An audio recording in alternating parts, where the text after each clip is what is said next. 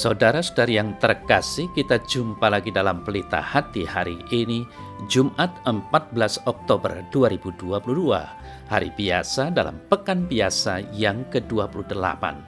Bersama saya Romo Thomas Suratno SC dari Paroki Cilandak, Jakarta Selatan, mendengar dan merenungkan Sabda Tuhan, yakni firman Tuhan yang tersurat dalam Injil Lukas, bab atau pasal 12, ayat 1 sampai dengan ayat 7.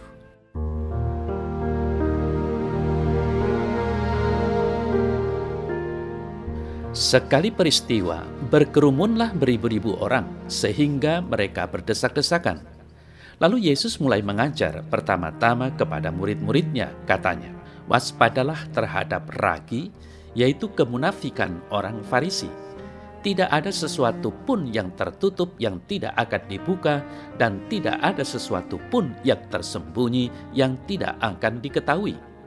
Karena itu apa yang kamu katakan dalam gelap akan kedengaran dalam terang, dan apa yang kamu bisikkan ke telinga di dalam kamar akan diberitakan dari atas rumah.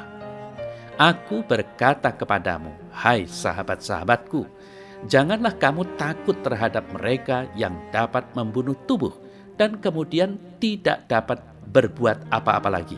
Tetapi aku akan menunjukkan kepada kamu siapa yang harus kamu takuti. Takutilah dia yang setelah membunuh mempunyai kuasa untuk melemparkan orang ke dalam neraka. Sesungguhnya aku berkata kepadamu, takutilah dia. Bukankah 5 ekor burung pipit dijual seharga 2 receh terkecil? Sungguh pun demikian tidak seekor pun yang dilupakan Allah. Bahkan rambut kepalamu pun terhitung semuanya. Karena itu jangan takut, karena kamu lebih berharga daripada banyak burung pipit."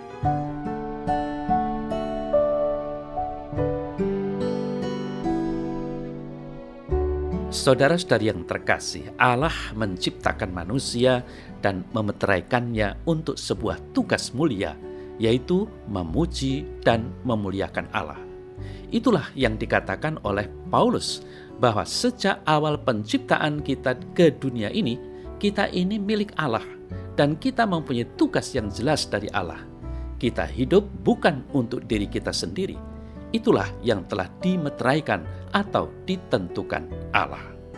Oleh karena itu, saudara-saudari yang terkasih, Yesus menegaskan bahwa kita harus takut kepada Dia yang mempunyai kuasa untuk melemparkan orang ke dalam neraka.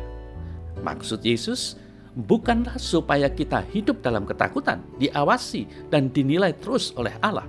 Kalau demikian halnya, maka kita melakukan segala hal yang baik karena hanya terpaksa dan karena kita takut dihukum oleh Allah. Bukan itu maksudnya.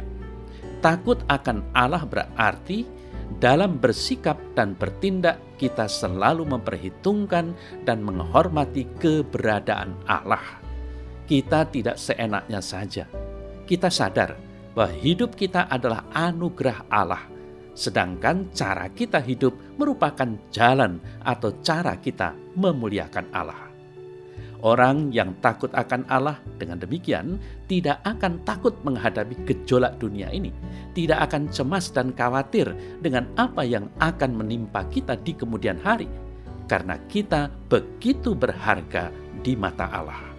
Saudara-saudari yang terkasih, Yesus menyampaikan kritiknya terhadap kaum Farisi yang merasa harus tampil sempurna, tetapi tidak ada usaha untuk menjadi demikian adanya. Juga ditegaskan bahwa warta gembira merupakan berita kegembiraan bagi semua, terbuka dan universal.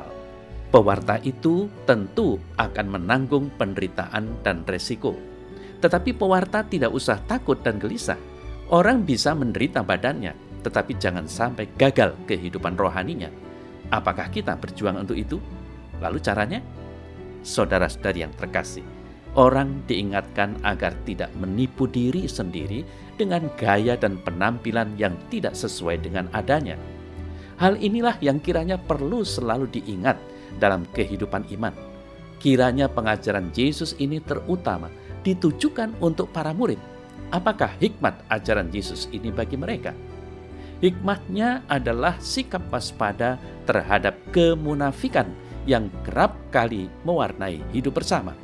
Gengsi, kedudukan, dan kenikmatan kerap kali mewarnai hidup bersama sehingga kejujuran mendapat polesan yang aneka warna. Keaslian dan kemurnian hidup para murid mestinya tidak diselubungi oleh pelbagai kepentingan itu. Beranikah kita sebagai murid-murid Yesus zaman sekarang mengolah dan membudayakan hidup yang asli dan murni?